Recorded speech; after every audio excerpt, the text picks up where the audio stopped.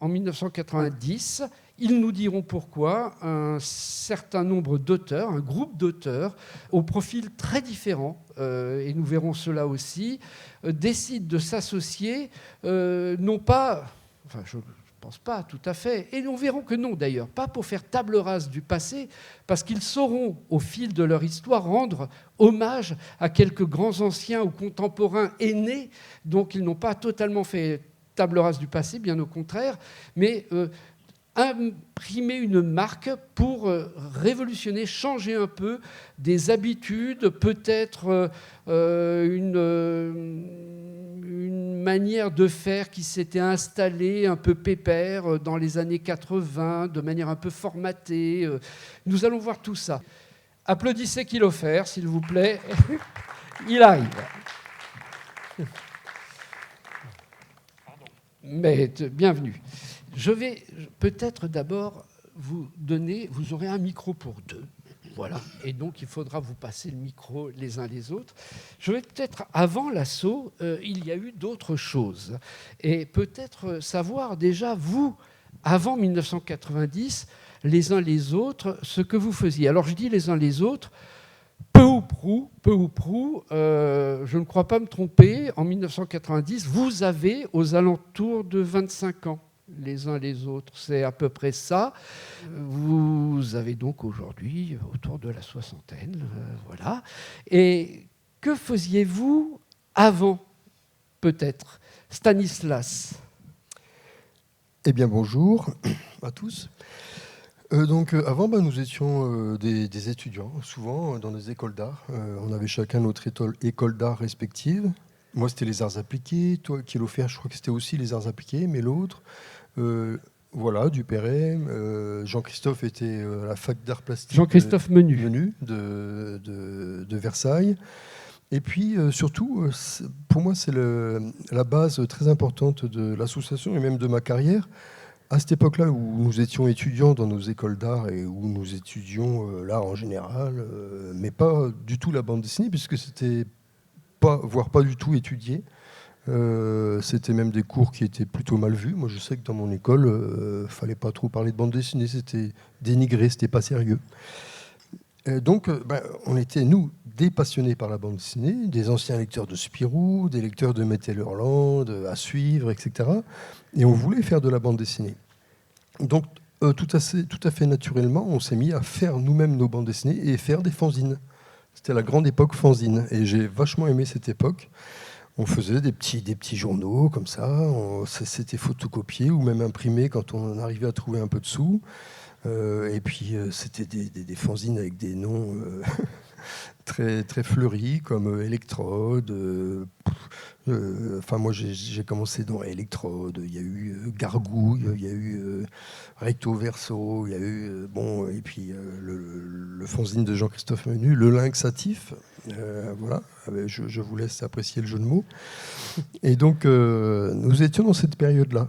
Et en plus de cette période-là, j'étais donc aux arts appliqués, mais comme la bande dessinée n'était pas enseignée, n'y était pas enseignée, j'ai trouvé un atelier d'art à Paris, d'art de la culture de la ville de Paris, qui proposait tout un tas d'ateliers. Ça allait de la peinture sur soie à la céramique, en passant par la bande dessinée. Et donc, je me suis inscrit, là, et tous les samedis, j'allais dans cet atelier, et je faisais de la BD, et c'est là que j'ai commencé à faire le fanzine qui s'appelait Electrode, avec une bande d'amateurs de BD. C'était très sympa, vraiment, j'en garde un très bon souvenir.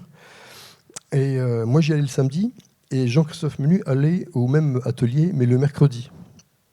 Et donc, chacun de nous, on entendait parler de l'autre. Moi, dans mon groupe, le samedi, on me disait « Oui, mercredi, il y a un gars qui vient, là, c'est un petit bourgeois, sa mère va lui payer un fanzine, etc. » Enfin, bon. Et puis lui, de son côté, il entendait parler de moi et de mon travail. Et donc, un beau jour, un festival de bande dessinée à Montgeron, je m'en souviens très bien, on s'est dit « Tiens, on va se rencontrer. » Et j'ai rencontré Jean-Christophe Menu, et ça a été un coup de foudre. C'était un bonhomme, un jeune gars tout à fait passionnant. Il avait de passionnant le fait qu'il était, comme moi, un ancien lecteur du journal de Spirou, passionné par Tillieux, Spirou, Hergé aussi, Tintin et compagnie, toute la bande dessinée de base, en gros. Et franco-belge, donc. Oui, à cette époque-là, oui. Mais il était aussi très, très ouvert, très curieux, très créatif. Et il avait envie d'aller plus loin. Et puis, bon, comme moi, il découvrait Météo Roland, Charlie, le mensuel Charlie, Pilote, enfin, toutes ces bandes dessinées plus modernes, plus adultes. Et il était vraiment, il est toujours, mais très brillant. Et ça m'a vraiment beaucoup plu. Ça m'a plu de voir que dans la bande dessinée, il pouvait y avoir des personnalités brillantes, intelligentes, qui soient passionnées par la bande dessinée, mais d'une façon vraiment nouvelle et intelligente et créative, quoi. Nous venons donc de rencontrer déjà 2 membres de l'association, Stanislas Barthélemy et Jean-Christophe Menu. Oui, de la future association. La future association. La parole à Matt Conture. Matt Conture, avant l'assaut, oui. Que faisiez-vous? Où étiez-vous? J'étais au lycée, j'étais en Lozère, et à la fin de la terminale, après les vacances, je suis venu d'abord en banlieue parisienne, et puis à Paris, où mes grands-parents me prêtaient une chambre de bonne. Moi, je ne faisais pas d'études, j'avais décidé d'apprendre tout seul. Enfin, de continuer à apprendre. J'avais déjà fait pas mal de chemin sur mes bancs d'école à dessiner dans mes cahiers, quoi. Mais ça me suffisait. Enfin, je pensais, après, en voyant Kilofer et sortant des arts appliqués. L'école du Perret, oui. Ouais, je m'étais dit, peut-être que ça me manque quand même de ne pas avoir fait d'école pour devenir un pro, parce qu'il ne suffisait pas de savoir dessiner après. Il fallait être capable de se soumettre à une commande, chose que je ne sais toujours pas faire. Et comment avez-vous croisé et qui d'abord? D'abord, je me suis retrouvé dans cette banlieue, dans le même festival de BD que Menu. J'ai demandé à l'organisateur du festival qui pouvait y avoir, qui aurait pu m'intéresser comme éditeur de fanzine, de revue. Et il m'a présenté Menu, puis je suis pas allé le voir tout de suite. Non, c'est après le festival qu'il m'en a parlé. Du coup, je suis allé poser un mot à Menu. Il n'était pas chez lui. Je suis allé jusqu'à Versailles, de ma banlieue, dans l'Essonne. Je suis allé jusqu'à Versailles, lui porter un mot. Je lui ai fait un petit mot. Je l'ai glissé le mot dans la porte d'entrée, je sais plus, de son immeuble.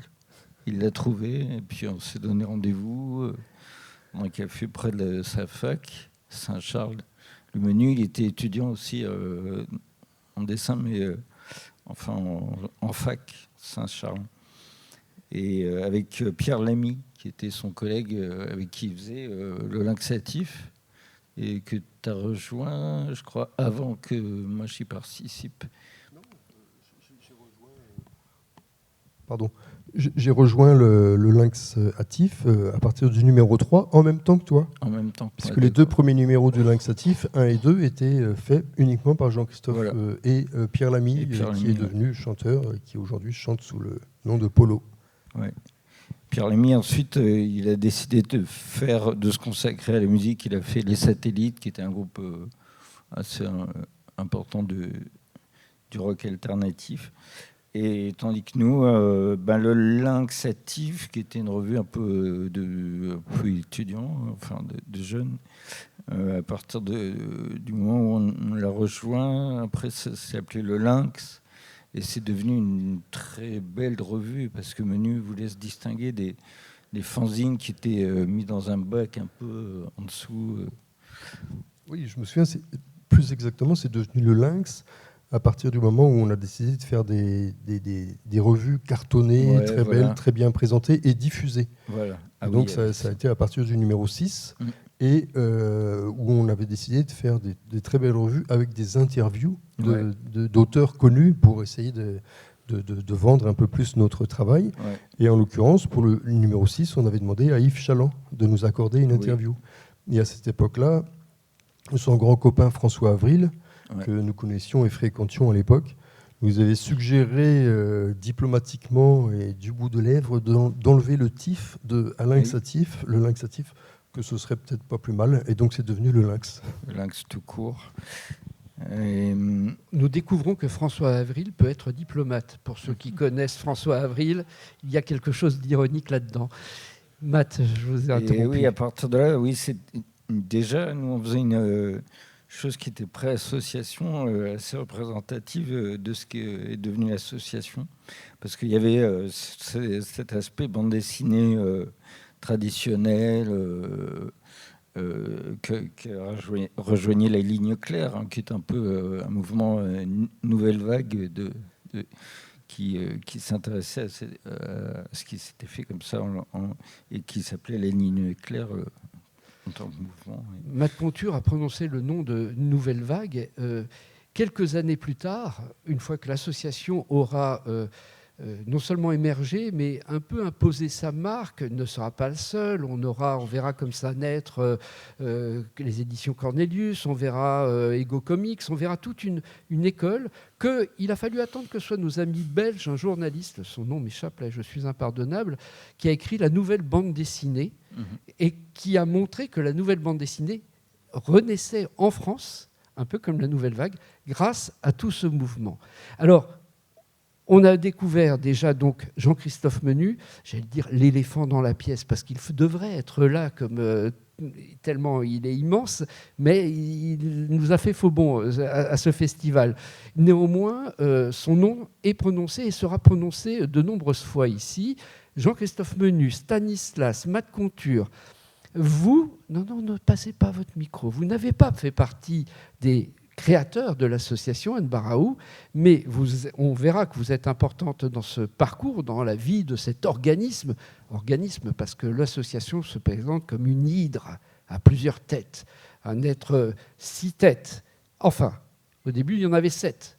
Une est partie très vite, Moquette, nous verrons. Mais en l'occurrence, une hydre, c'est un corps vivant et qui, comme ça, est très mouvant. Et vous arrivez à l'association plus tard, mais j'aimerais savoir, vous aussi, ce que vous faisiez avant 1990. Alors, j'ai été un peu brièvement étudiante aux arts appliqués du Perret, enfin, dans une section où on faisait que la bande dessinée, parce qu'à l'époque, ils avaient du mal à recruter des étudiants pour faire la bande dessinée. C'est aussi bizarre que ça puisse paraître aujourd'hui. Et comme enseignant, j'avais Yves Gott. Et c'est là où j'ai rencontré Kilofer, parce qu'il venait montrer ses planches une ou deux fois peut-être. C'est le premier membre de l'association que j'ai rencontré. Et ensuite, comme on était... moi, j'avais fait une licence d'art plastique et j'avais 2 amies illustratrices. Et on a monté aussi une petite structure parce que c'était une époque où c'était assez facile de monter une association, d'aller voir les libraires et de vendre nous-mêmes les choses. En 90, au même moment que l'association s'est fondée. Nous, ça s'appelait Hors Gabarit. On faisait des objets justement à cheval entre la bande dessinée et autre chose, ou entre le livre et l'objet. Et on s'est retrouvés à louer des stands à Angoulême à côté du stand de l'Asso. Et nous, on était 3 filles et eux, ils étaient 6 garçons qui regardaient leurs pieds. Et voilà, c'est comme ça que je les ai connus. Tout début. Très intéressant. Je vais juste une parenthèse. Vous avez prononcé le nom d'Yves Gott, donc on va rappeler quand même que c'est un grand auteur de bande dessinée qui notamment a fait avec Pétillon Le Baron Noir, qui paraissait dans les années 70 dans le Matin de Paris en strip et qui était une allégorie de la société, l'horrible société française de l'époque, avec un vautour, un aigle et les moutons qu'il trouvait toujours le moyen de manger. Monsieur Kilofer. Alors on a dit Matt Conture avec 3 T. Kilofer avec 2 L, 2 F. Notez. Je tiens à préciser que c'est mon vrai nom, il ne s'agit pas d'un pseudo. Quand j'étais petit, je me cherchais un pseudo comme un imbécile. Ça avait beaucoup vexé mon père. Je me disais qu'il n'y comprenait rien. Et en fait, il avait raison, c'est moi qui étais... Déjà à l'époque, j'étais très bête. Kilofer, avant 1990, qui êtes-vous ? Je ne suis rien, je suis né avec l'association. J'étais étudiant, comme ça a déjà été dit, à Duperré, aux arts appliqués. Une école parisienne, donc. Ouais. Où on enseignait la bande dessinée, hein, contrairement à ce qu'a dit Stan. Ce n'est pas vrai. on enseignait déjà la bande dessinée. Et je vais reparler de Goethe. Oui, à Olivier de Serres, on ne l'enseignait pas, mais chez vous, oui, peut-être. Ouais. Ben, c'est pour ça que j'avais fait cette école, en fait. J'avais regardé, j'avais vu qu'il y avait un atelier de bande dessinée, un atelier de cinéma d'animation, un atelier de gravure, de poterie, de mon cul sur la commode. C'était génial, quoi. Il y avait tout. Mais en fait, la première année, on faisait tous les ateliers pendant 15 jours, et ensuite, il fallait en choisir un. Donc, la deuxième année, je me suis retrouvé en bande dessinée avec Goethe pendant 1 an. Et là, j'ai rien foutu, parce que Goethe, il était très bien, il racontait des trucs assez formidables, mais il était un peu cassant, quoi. Il était un peu ironique, tout ça, il ricanait tout le temps, plus ou moins. Et ça m'a un peu bloqué. Mais j'ai écouté tout ce qu'il nous racontait. Et ensuite, la 3e année, j'ai eu Pichard, l'immense Georges Pichard, autre auteur de bande dessinée très important de ces années-là. Eh oui, pendant 2 ans. Et Pichard, lui, il était beaucoup plus pédagogue, beaucoup plus doux. Et chez lui, j'ai mis en œuvre tout ce que j'avais appris chez Goethe. Et puis un peu plus, quoi. Et dans cette école, j'ai rencontré Jean-Yves Duhaut, qui, après son diplôme, est allé travailler chez Hebdogiciel. Et à l'époque, le directeur artistique d'Hebdogiciel, c'était un certain Paul Carali, le frère d'Edica, si ça dit quelque chose à l'assistance. Ouais. Edica, grand auteur de bande dessinée qu'on a pu voir notamment dans les pages de Flux Glacial, entre autres choses. Edica qui fondera le Psychopathe. Non, Carali. Carali, j'en venais au frangin. Carali qui fondera le Psychopathe, qui est autre petite revue de bande dessinée, petite par le format peut-être, mais grande par l'importance dans le paysage. Et après, c'est devenu grand aussi. Et donc, Carali travaillait avec cette bande-là, je crois. Hein. Vous l'avez connu, Carali? Vous avez bossé avec lui? Oui, je m'en souviens. C'était surtout toi et Jean-Christophe et d'autres qui étaient férus de ce genre de bande dessinée que moi, je trouvais un peu potache et un peu vulgaire. Un petit peu, oui. Et donc, c'est comme ça que Jean-Yves a rencontré Carali, puis Menu.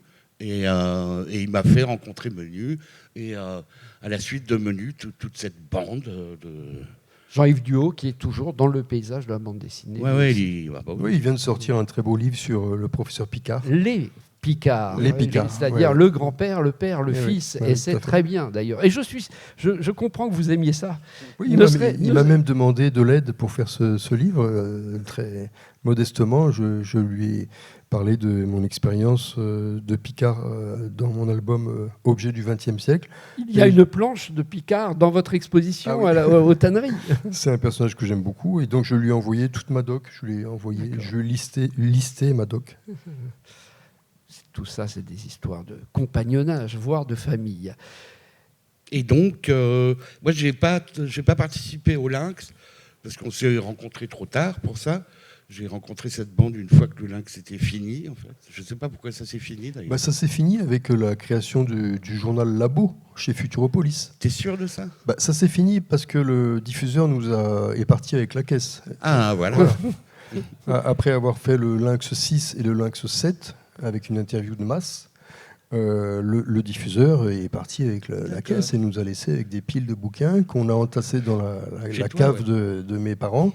Mon père appelait ça le mur de la honte, mais gentiment. Hein. Enfin, pour lui, c'était une espèce d'échec. Ils sont restés longtemps chez mes parents, et puis petit à petit, je les ai refilés à Menu. Je crois que je me souviens du jour où on est venu débarrasser le dernier bouquin. Je me souviens de ce beau pavillon à Bois-Colombes, avec toi à la fenêtre, nous recevant. On dirait une image de Stanislas. Le pavillon et Stanislas. Oui, c'est ça, on allait voir Stanislas et on s'est retrouvés dans une de ces cases. Quoi. Oui. Super. Alors, il y a encore 2 noms, au moins, qu'on n'a pas prononcés. On n'a pas prononcé le nom de David B. Qui? David B. Anne Baraou fait ce qu'elle fait si bien à l'association. Elle prend les choses en main quand il le faut. David B., auteur de bande dessinée, que nous verrons émerger aussi quelques années plus tard avec, et vous verrez passer un grand album, une grande série, L'Ascension du haut mal, et nous parlerons d'autobiographie dans un instant. Et nous n'avons pas parlé de Lewis Trondheim. Lewis Trondheim, qui est également co-créateur de l'association. Je peux me permettre Oui. d'introduire ces deux personnages Avec plaisir. tout aussi importants que les autres. Lewis Trondheim, c'est Jean-Christophe Menu qui l'a rencontré au colloque de Cerisy, un colloque d'intello qui était là, en l'occurrence, sur la bande dessinée. Et donc il y avait des tas d'intellos de la bande dessinée. Il faut signaler que Jean-Christophe, beaucoup plus tard, est devenu docteur en bande dessinée. J'ai assisté à son doctorat à la Sorbonne. Il a présenté une thèse. Ouais, c'était extraordinaire. Et donc, Lewis Trondheim, qui à l'époque avait des cheveux et même une coupe mulet, puisqu'il s'est dessiné ainsi, racontant la chose. C'était oui. Et donc c'est Jean, c'est ça Jean, non, c'est Jean. Son prénom, je ne sais plus. Laurent Chaboisy. Laurent Chaboisy, qui était le fils du libraire de Fontainebleau et qui avait un CAP de dessinateur industriel ou un truc comme ça, enfin un truc vraiment pas du tout artistique, et qui était un personnage extrêmement brillant, vraiment très brillant, et qui savait donc en tant que personnage intelligent ses faiblesses, et notamment en dessin. Il ne savait pas dessiner, il n'était pas à l'aise avec ça. Donc il a commencé à faire des bandes dessinées avec des tout petits dessins minuscules qu'il agrandissait à la photocopieuse. Et il mettait des textes super rigolos, notamment sa psychanalyse, qui est vraiment pour moi un chef-d'œuvre.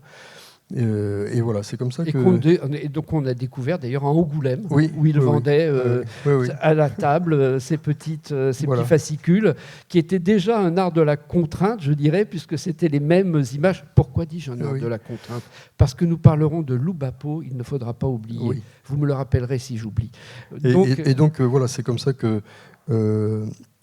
Lewis a été introduit, Kilofer était donc introduit par Jean-Christophe, et c'est moi qui ai introduit David. Je l'avais rencontré dans une aventure de fanzine qui s'appelait Rare et Cher, qui était un fanzine qui avait la particularité d'être diffusé en kiosque, puisque le rédacteur en chef était plein d'argent, c'était un rentier, c'était un fils du roi de la saucisse, genre Herta ou quelque chose comme ça.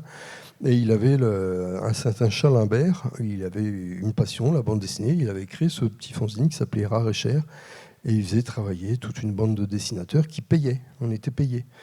Donc ça attirait des gens pas très honnêtes qui venaient uniquement pour se faire payer. Mais il y avait, dans cette équipe, il y avait David B. Et moi-même. Et David B. prépubliait son Lapin ricanant, je crois, dans ce fanzine. Lapin et c'est là que je l'ai rencontré. La peau, on a entendu... David B., je précise, qui a fait la même école que moi et qui a, comme moi, eu Gott et Pichard comme professeur de bande dessinée, et que moi, en tant qu'étudiant, je voyais de temps à autre passer dans le cours de Pichard. Je ne l'ai pas vu dans le cours de Gott, mais il venait montrer ses pages à Pichard, ces pages qu'il publiait à l'époque dans À Suivre. Donc moi, en tant qu'élève, je regardais un ancien élève qui avait réussi, quoi, qui publiait dans À Suivre et qui était payé pour ça, comme disait Stan. Lequel Georges Pichard a longtemps insisté auprès de David B., m'a-t-il dit, David B. me l'a dit, pour dire « tu ne soignes pas assez tes oreilles ».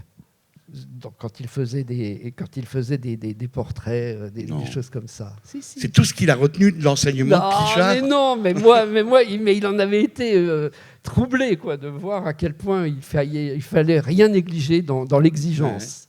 Ouais. Moi, Pichard m'a jamais dit ça. J'ai toujours fait de très belles oreilles.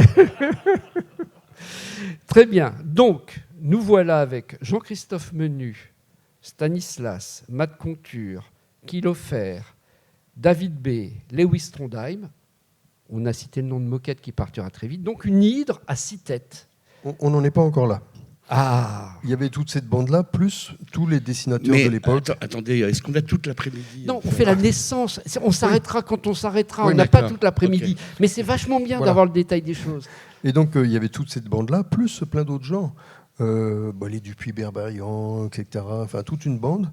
Et notamment un gars dont j'admire le travail, qui est invité à Nérac ce week-end, je ne sais pas s'il est dans la salle, Frédéric Rebena. Oui. Et donc, nous étions, parmi toute cette bande, pas mal à avoir déjà publié chez Futuropolis dans la collection X. Rebena était dans ma classe. Ah, d'accord. Il y a eu Jean-Christophe Menu, Matt Conture et moi-même. La collection X, qui était une collection des éditions donc Futuropolis, oui. Format à l'italienne, oui. C'est-à-dire plus large que haute, et qui était d'une pagination assez limitée. Le principe de cette collection que je trouve formidable, je les ai tous et je les garde très précieusement. Moi aussi. Est-ce que tu as le numéro 0 ? Ah non, je ne l'ai pas. Ah, oui, bon. Et donc, le principe, c'était de lancer des jeunes auteurs, de pouvoir publier des jeunes auteurs, des gens qui n'étaient jamais publiés, et aussi des auteurs confirmés qui étaient censés entraîner la collection dans une certaine notoriété, quoi. Et il devait y en avoir 4 par mois. C'était un rythme assez soutenu. Et puis les libraires n'ont jamais aimé cette collection parce que c'était justement un format un peu inusité, ils ne savaient pas où les mettre, puis ça devenait volumineux parce qu'il y en avait de plus en plus. Ils n'ont pas su le vendre, ça n'a pas très bien marché. Donc de 4 par mois, c'est devenu très vite 1 par mois, et ainsi de suite, ça a décliné et ça a fini par disparaître, c'est très, très dommage. Il n'empêche que c'est grâce à cette collection qu'on a rencontré Étienne Robial, l'éditeur de Futuropolis, qui était un très très grand bonhomme de la bande dessinée de qualité. Et donc, comme il nous connaissait, il faisait la connaissance de toute cette bande, et qu'on lui plaisait, il a fini par nous dire, écoutez, moi, je vais éditer votre fanzine. Et ça a été Labo. Labo, L-A-B-O. Voilà. Qui n'a eu qu'un numéro ? Qui n'a eu qu'un seul numéro, mais c'est à cette époque-là qu'il y a eu toute une équipe de constitués. Et on s'est bien éclaté avec ce numéro. Mais Jean-Christophe, qui était déjà virtuellement notre chef, était un petit peu engoncé dans cette aventure-là et disait non, mais on n'est pas libre de faire ce qu'on veut, même si c'est Étienne Robial. Moi, je veux faire ce que je veux que ça soit un truc de liberté totale. Il faut qu'on prenne notre liberté et qu'on crée nous-mêmes notre structure, qu'on ait une revue et des collections d'albums. Et c'est à ce moment-là qu'il a dit voilà, je propose de créer cette structure. Ceux qui sont d'accord nous rejoignent. Et on a été 7 à le rejoindre. T'as oublié Labo, non ? Labo, je viens d'en parler. Ah d'accord. Et donc... Oui, je pensais à Rebena, en fait. Oui, non. Et donc là, il y avait Rebena dans Labo, il y avait Rebena, mais lui, il n'a pas voulu faire partie de l'aventure. Mais il y avait Moquette aussi, qui a fait partie de l'aventure. Et donc, on a été 7 co-créateurs. Et au bout d'une semaine, Moquette nous a dit « Oh non, ça m'emmerde, c'est trop compliqué. » Une semaine, non, 3 mois, je crois. Pardon ? 3 mois. 3 mois. Oui, parce que la première production de l'assaut, si je ne m'abuse, c'est on avait fait chacun une sérigraphie. Ah oui. Une image imprimée par Jean-Louis, d'ailleurs, qui ensuite créera les éditions Cornelius. Ah oui, ça c'était parce que Jean-Louis Gauttet, qui créera ensuite Cornelius. Oui, tout à fait. Oui, et Moquette nous avait pondu une image un peu abstraite, comme ça. Oui. Et on lui avait dit, non, fais autre chose. Et là, il s'est barré. Il s'est vexé, vous savez comment sont les artistes. Quoi. Alors qu'elle était pas mal, son image. Bien sûr, oui, tout à fait. Ça ressemblait à des petites... du rutabaga ou des espèces de petites racines comme ça. Oui, ou des petits chocolats, des bonbons au chocolat. Enfin, je sais pas, des trucs un peu. Oui, non. Ça s'appelle comment le... Les picorettes, quand j'étais petit. Je trouve que ça faisait un peu piquant. Bien, on va peut-être enchaîner et donner la parole à nouveau à Matt Conture, parce qu'on vous entende un peu tous. Ouais. À ce moment-là, je vous poserai bien la question de savoir, quand vous vous êtes finalement réunis pour faire l'association, est-ce que vous avez défini ce que vous voudriez faire ? C'est-à-dire, est-ce qu'il y a eu des sortes de principes établis ? Non, ce n'était pas tellement des principes, mais on avait des ambitions, des volontés démesurées.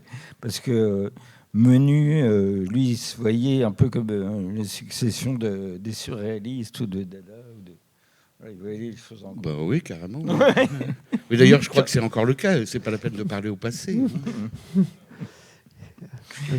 Et donc Oui, on a eu des ambitions démesurées. Moi, je me souviens que j'avais envie que la bande dessinée devienne un moyen de communication où chacun puisse s'exprimer par la bande dessinée, qu'on puisse faire des dialogues en bande dessinée ou des multilogues, je sais pas, où chacun puisse parler, chacun son personnage et sa bulle. Mais en fait, c'est pas du tout le même rythme de conversation de la bande dessinée que l'oral, par exemple. En fait, le plus ambitieux, c'était Matt Conture. Présenté partout et même par vous-même régulièrement, et encore aujourd'hui, par exemple, quand on regarde le site de l'association, comme le plus radical des auteurs qui ont fait cette révolution-là.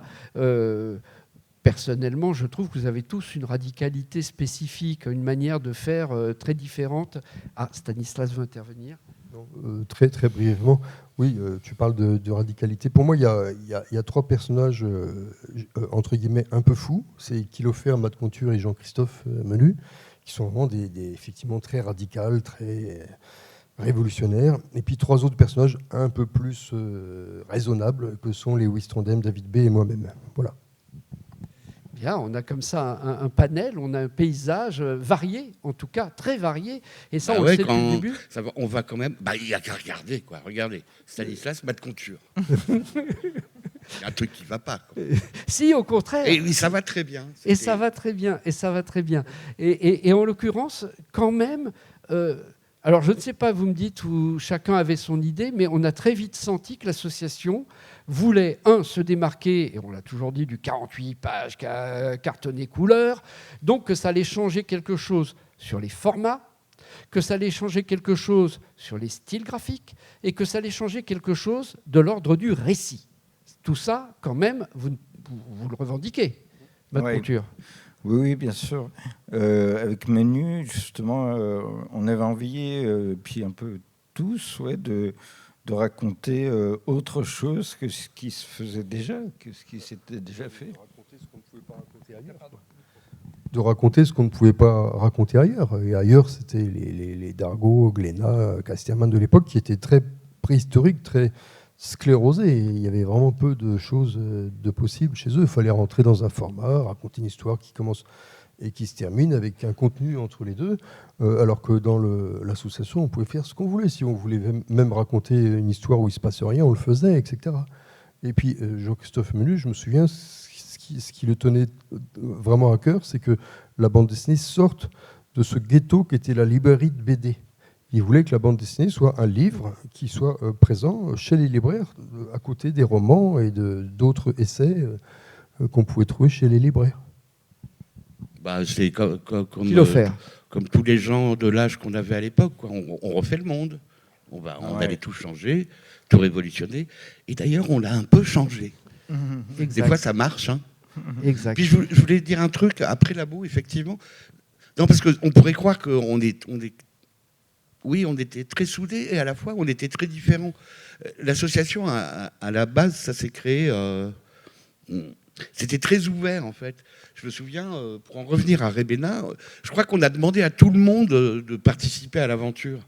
En fait, ce qui s'est passé, c'est que nous 7, à l'époque, avec Moquette, on a répondu présent. Je me souviens de Jean-Yves Duhaut. On a eu des débats avec lui. On a essayé de le forcer. Et il ne voulait rien savoir. Jean-Yves et Rébénat, c'est vraiment des têtes de cochon, quoi. Et bien, il s'en est mordu les doigts, Jean-Yves. Oh oui. Anne Baraou, vous avez été... Alors, vous êtes scénariste, effectivement, mais vous avez été aussi salarié de l'association, parce que cette structure-là, cette hydre à 6 têtes, qui, on vient de le voir, était très différente, a quand même créé quelque chose qui est... Les images qui passent derrière nous en témoignent. Désormais, en 35 ans, oui, c'est ça, on en est à 35 ans aujourd'hui, a permis d'éditer non seulement le travail des uns et des autres, mais le travail de beaucoup de monde.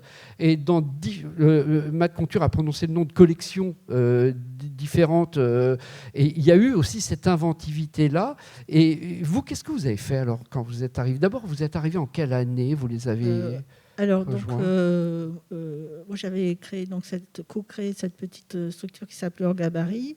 Comme il y avait beaucoup de petites structures qui émergeaient au début des années 90. Et dans cette structure, le deuxième livre-objet qu'on avait fait, c'était une bande dessinée en 3D non ordonnée. Donc une bande dessinée avec des cubes, 3 cubes, dans une boîte, et sur chaque face, il y avait une case de bande dessinée. Et on lançait les dés, et ça faisait une bande dessinée dans tous les sens. Donc ça, c'était moi, j'ai toujours été attachée à tout ce qui est lié au support. Après, par exemple, avec Kilofer, je fais un jeu de domino en bande dessinée aussi. Et dans mes études, quand j'avais commencé, j'étais en fac d'art plastique, mais il y avait un enseignant qui parlait de bande dessinée, qui nous faisait faire la bande dessinée dans cette fac, bizarrement. Et voilà, je me disais, il y a des choses à faire en exposition, il y a des choses à faire en changeant le support sur lequel on fait de la bande dessinée. Donc j'avais fait cette bande dessinée-là, et c'est ça qui a attiré un petit peu, en tout cas Jean-Christophe, et donc Loubapo, l'ouvroir de bande dessinée potentiel, qui venait d'être créé suite au colloque de Cerisy, où Jean-Christophe avait rencontré Lewis, mais aussi un des gars qui dirigeait le colloque, et qui est ensuite devenu au musée d'Angoulême. Simon. Non, pas Simon. Non. Grunstein, voilà. Thierry Grunstein. D'accord, pardon. Désolée. Voilà, Thierry Grunstein, et ensemble, ils avaient commencé à développer cette idée de créer un ouvroir. C'est-à-dire un lieu où on essaye d'exploiter les caractéristiques du genre en s'imposant des contraintes. C'était une déclinaison de l'Oulipo, l'ouvroir de littérature potentielle, et la Loubapo, c'est l'ouvroir de bande dessinée potentielle, où les auteurs se créent des contraintes pour réaliser des objets de bande dessinée qui permettent, c'est très ludique aussi, même si c'est très contraignant, mais la liberté vient de la contrainte sans doute, et permet comme ça tout ce jeu. Et donc Loubapo est quelque chose d'important dans la vie de l'association. Voilà, et donc quand ils ont fait leur première réunion, ils ont parlé de cette boîte de dés que j'avais faite, et ils m'ont convié ensuite à la deuxième réunion de Loubapo. Ils m'ont proposé de rentrer en tant que membre de l'ouvroir de bande dessinée potentiel, donc ce que je suis devenue. Et là, ils ont dit qu'ils allaient embaucher quelqu'un à temps plein à l'association, parce qu'il fallait, il y avait du travail. Et donc, j'ai dit, moi, je postule, parce que je travaille dans la communication institutionnelle pour des mairies, ça ne me plaisait pas du tout. Et j'avais eu la chance de ne pas prendre un emprunt, donc de ne pas avoir de grosses... Parce que c'était au SMIC, quoi, ils ne pouvaient pas payer plus. Et donc, je suis rentrée comme ça. Il y avait déjà une salariée à temps partiel, mais donc, il y avait vraiment trop de travail.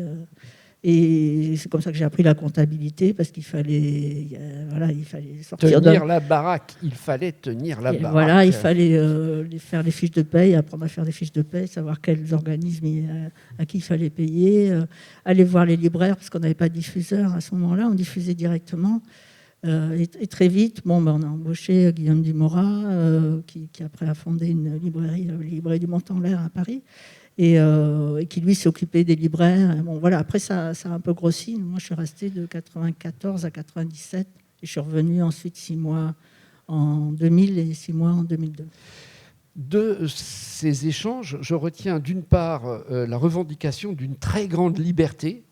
On était là pour faire ce qu'on veut et pour faire ce que les éditeurs principaux ne faisaient pas, pour inventer, et inventer dans tous les sens. Et face à cette liberté, un désir aussi de se donner des contraintes, qu'elles soient à la fois formelles, qu'elles soient formelles de format, avec différents formats. On n'a pas parlé, mais vous avez vu passer sur les écrans la collection Pattes de mouche, qui a existé avant l'association, mais qui a été prolongée après l'association. C'est-à-dire, et vous pouvez en trouver sur les tables ici même, des petits livres de format très petit. Alors moi, je l'ai mise dans les images qui tournent derrière vous. J'ai eu un choc, une des plus grandes bandes dessinées pour moi, et de David B., et c'est La Bombe familiale. La Bombe familiale, c'est un tout petit livre, mais alors qui m'obsède depuis que je l'ai lu. Mais il y a aussi des formats très grands, très gros, de gens qui ne sont pas forcément de l'association. Je pense, c'est pour ça que je l'avais mis aussi, à Aristophane et au travail d'Aristophane, qui est un des livres Contes démoniaques qui m'a le plus bouleversé dans ma vie de lecteur de bande dessinée. C'est notre deuxième album à l'association, juste après...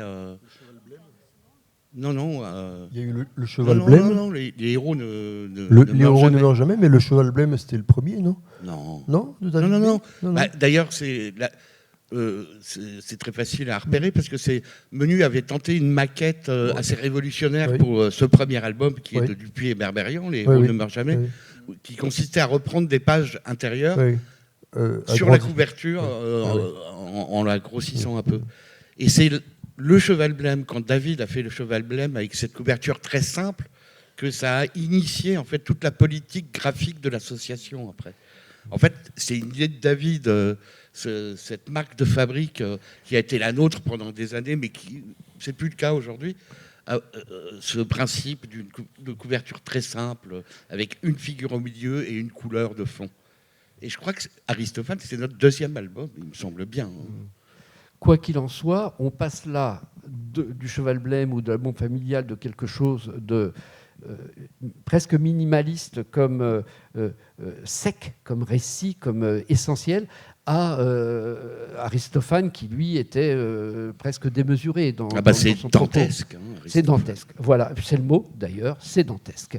Donc on voit là que tout a été tenté par l'association. Un mot qu'on n'a pas encore ou à peine prononcé, c'est le mot biographie, de deux manières. D'abord, tout lecteur de livres de l'association connaît, même sans les avoir rencontrés, les visages des membres de l'association, parce qu'ils se sont tous auto-représentés, voire ils ont tous représenté les autres de l'association. Il y avait là un rapport au dessin et à l'identité qui était assez formidable. Et puis, une bonne partie d'entre eux s'est plié d'une manière ou d'une autre, par la bande, si j'ose dire, parfois, au récit autobiographique. Matt Concture, qu'est-ce que vous avez à nous dire de ce besoin de se raconter ? Déjà, dans les générations d'auteurs précédentes, on avait vu des prémices, nous, lecteurs de Métal Hurlant, de ces revues, de ces maisons d'édition, on voyait qu'il y avait Moebius qui se dessinait, il y avait Casa. Moi, ce que je savais pas, c'est que en fait, eux, ils s'inspiraient. Ils avaient vu ça aussi de la part de Crumb, l'américain, que nous on voyait pas beaucoup. Moi, en tant que lecteur de Métal Hurlant, je connaissais pas Crumb. Et puis même, il n'y avait pas vraiment tellement d'autobiographie, à part peut-être Baudouin, qui était auteur de Futuropolis, presque en même temps, un peu avant quand même que nous. Mais lui, il a commencé à faire de la bande dessinée d'inspiration autobiographique à 40 ans passés, après une carrière professionnelle dans autre chose. Et moi, par contre, j'ai commencé à faire des choses autobiographiques, ouais, mais plutôt en me cachant derrière mes personnages. Mais c'est vrai que, comme j'en entendais parler de Chaland, lui, c'était le jeune Albert qui lui permettrait de raconter des choses d'inspiration autobiographique. Puis moi, par exemple, à mon échelle, je faisais des choses qui sont parues après, mais dont je parlais à Menu, et il me disait, oui, tu pourrais faire ça. Ouais. Et puis finalement, j'avais fait un comics qui a été la première chose.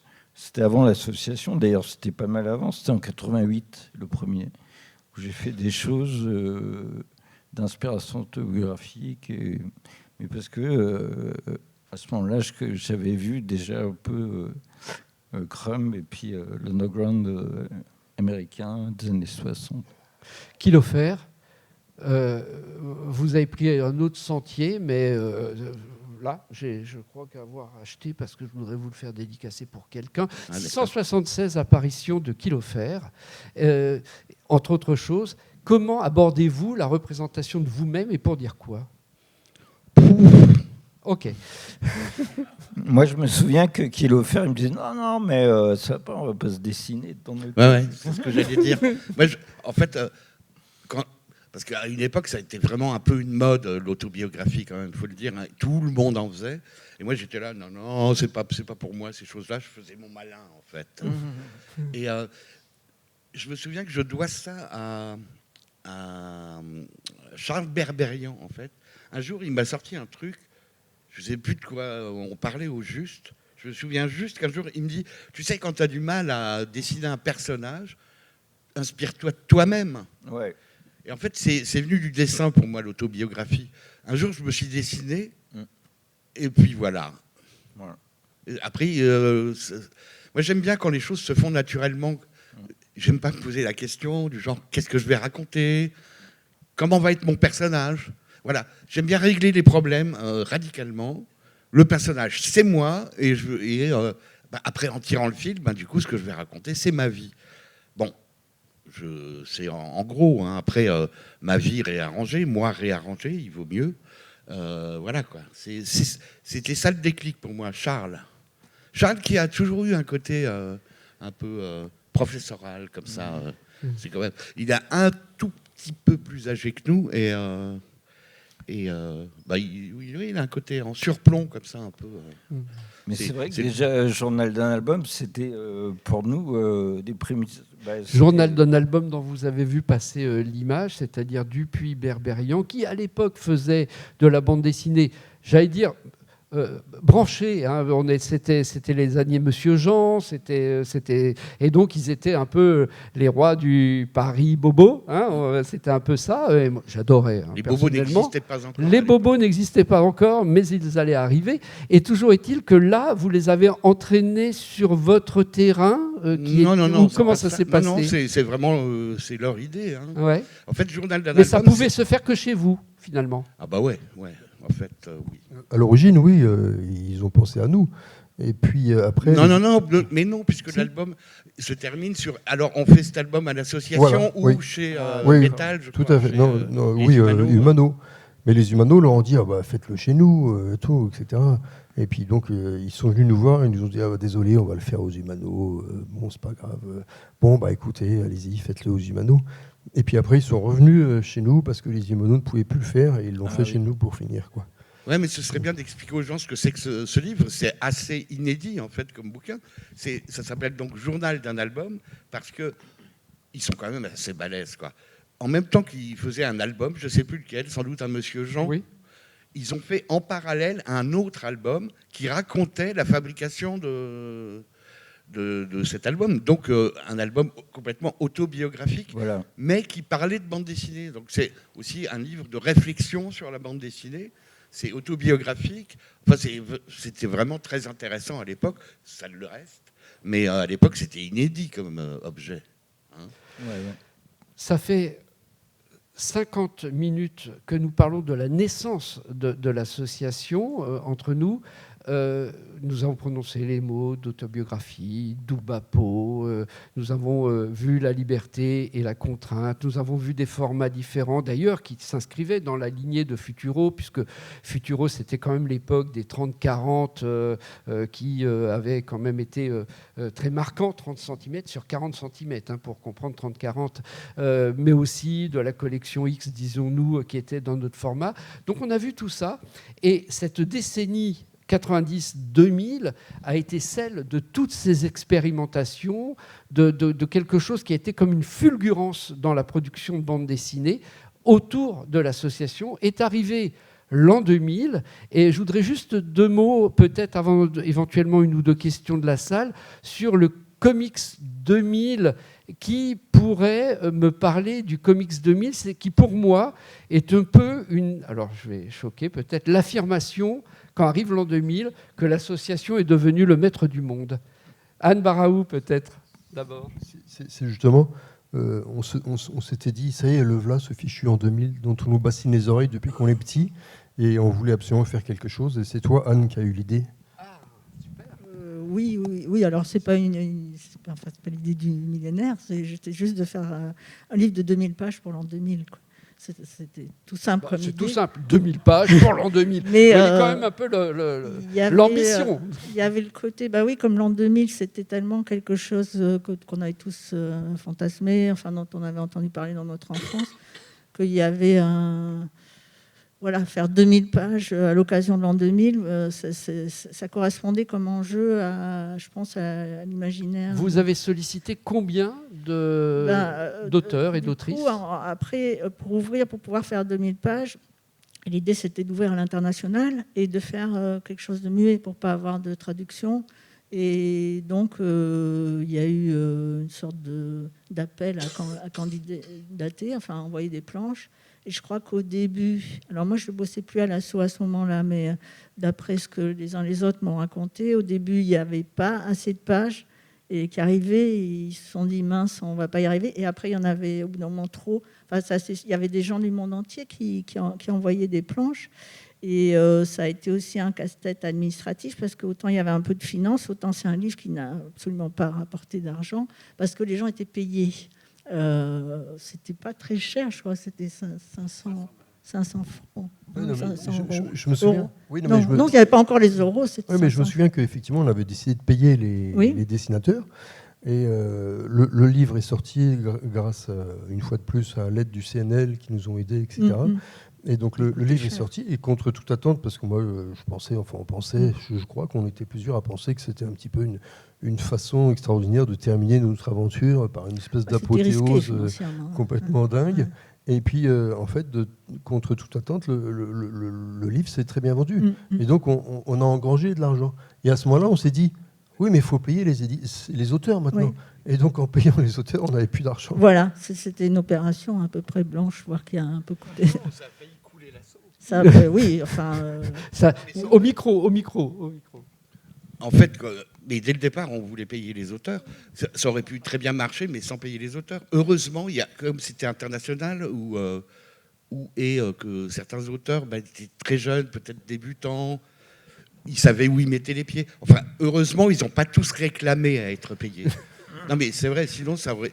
Mais on était mal financièrement avec ce truc. Et là est arrivé Marjane Satrapi. Et voilà, et nous arrêterons sur Marjane Satrapi, qui a été le succès mondial de l'association, et la suite est une autre histoire. Avez-vous quelques questions, s'il vous plaît, dans la salle ? Je vous vois très mal, donc non seulement vous levez le bras, mais vous vous signalez par la voix. Alors, oui. Alors, comment... Je répète la question pour qu'elle puisse être enregistrée. Comment Marjane Satrapi est-elle arrivée à l'association ? Qui peut répondre ? Ah oui, à pied, 10 km fer. Je crois qu'elle était à l'atelier des Vosges. C'est cela. L'atelier des Vosges est un atelier à Paris qui réunissait un certain nombre de dessinateurs, dont David B. Oui, à ce moment-là, parce qu'il y a eu plusieurs. Il y a eu Johan Sfar. Je crois qu'à ce moment-là, il y avait Johan, David... Christophe Blain, Emmanuel Guibert peut-être, je ne sais pas. Il y a plusieurs qui sont passés, ils ne sont pas forcément restés longtemps. Lewis y est peut-être passé aussi. Et Marjane y était.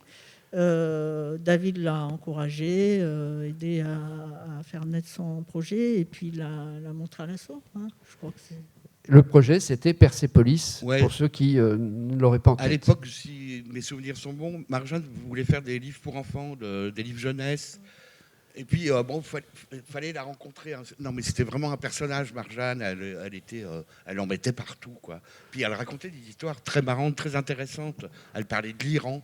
Et Et elle était formidable quand même. Hein.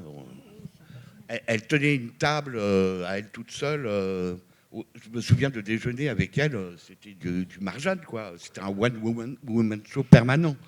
Et donc David, très naturellement, lui a dit ce que tu racontes là, parce qu'elle galérait un peu avec ces histoires de livres pour enfants. Et il lui a dit raconte-nous tes histoires là, formidables en bande dessinée. Et quand les premières pages de Persépolis sont arrivées à l'assaut, ramenées par David, elles étaient très influencées par David. Ça se voit, quoi. Et c'est pour ça que David a fait la préface du livre pour couper court à toute critique du genre, c'est du sous David B, des choses comme ça. Et je me souviens des premières pages où c'était pas très bien raconté, elle tâtonnait, quoi. Mais comme c'est une fille très intelligente, elle a très vite appris à faire de la bande dessinée, quoi. Oui, c'est une intelligence qui me rappelle un peu, toute proportion gardée, celle de Lewis Trondheim, dans la mesure où elle ne savait pas dessiner. Ce qu'elle faisait, son dessin était très faible, mais elle était très brillante et elle avait des tas de choses à raconter. Et elle a eu l'intelligence de raconter ses histoires avec un dessin très minimaliste, qui ne se mettait uniquement au service de l'histoire, sans essayer de faire du beau dessin, parce qu'elle savait très bien qu'elle n'y arriverait pas. Donc elle faisait un dessin très discret, très minimaliste, et je pense que ça a été utile pour le succès du livre, parce que des tas de gens qui ne lisent pas de bande dessinée, ne lisent que de la littérature, ont peur de la bande dessinée, ont peur des beaux dessins. Ça les impressionne, ils se disent « Oh, c'est pas pour moi, je vais pas comprendre ». Et là, c'était un album qui racontait avant tout une histoire, avec des dessins qui s'effaçaient devant l'histoire, et je pense que c'est ça qui a aidé le succès, entre autres. Oui, bien sûr. Et l'album s'est vendu à combien? Quand on aime, on ne compte pas. Comment? Quand on aime, on ne compte pas. Je me souviens qu'on avait fait une grosse fête à l'assaut pour le 1 000e exemplaire vendu. Pour le 1 000e vendu. Dans une espèce d'appartement atroce, pornographique. Il y avait un côté pornographique dans cet appartement. D'ailleurs, je crois qu'on y avait tourné des films. Pas nous. Hein. Une autre question? On arrive à la fin de notre heure et si je veux contraindre à l'heure, c'est parce qu'il y a une autre rencontre derrière avec la scénariste Lu Weifang. Une question ici. Qui a créé le logo? Menu. Non, c'est pas Sur Menu. une idée de Stan. C'est pas Menu, c'est moi qui ai eu l'idée. Pardon. C'est une très belle histoire, je trouve, parce que on était là, réunis chez lui, rue André Delsarte, au pied de la butte Montmartre. Et puis en fin de réunion, en fin de journée, un peu fatigué, on cherchait vraiment le logo, on ne trouvait pas, il y avait des esquisses qui traînaient sur la table et tout. Et comme nous étions effectivement très intéressés par l'Oulipo, c'était avant la création de l'Oubapo, et que moi personnellement j'aimais beaucoup aussi l'Oulipo, j'ai dit à Menu, tiens, j'ai une idée oulipienne. Chacun va écrire sa lettre, la lettre de l'association, par ordre alphabétique. Et voilà. Et il m'a dit ouais, super, hein, c'est une bonne idée, banco. Et je lui ai dit bon, de toute façon, là, il faut y aller, on va rentrer. C'est pas la peine de se fatiguer à faire les lettres. On avait le carton à dessin avec toutes les planches de Logique de Guerre Comics, qui était notre première revue. Et je lui ai dit voilà, toutes les planches sont là, vas-y, tu fouilles là-dedans, et puis tu prends des lettres à chacun d'entre nous pour faire le logo. Et ce que j'ai trouvé très beau, c'est que quand j'ai vu sa création, pour le coup, que l'on connaît, qui est le logo, avec des lettres toutes très différentes, avec un mot très chahuté, très bougeant dans tous les sens, avec des capitales, des majuscules, des graisses, des maigres. Enfin, ça m'a tout d'abord très surpris, parce que moi, j'aurais fait tout le contraire. J'aurais pris que des capitales, j'aurais fait une petite vibration discrète, alors que lui, avec la même idée, il a fait un truc qui explose, quoi. Et je trouvais ça vraiment super, quoi. Donc une idée de Stan réalisée par Menu. Et qui identifie exactement ce qu'est l'association, c'est-à-dire un être vivant, multiple, qui aujourd'hui, 35 ans après, existe toujours, dont vous pouvez trouver les productions ici même à Nérac, aux Rencontres Chaland. Je vais donc remercier tous ces membres et compagnons de route de l'association, Stanislas Barthélémy, Matt Conture, Anne Baraou, Patrice Kilofer. Merci à vous. Et Monsieur Augier à la modération.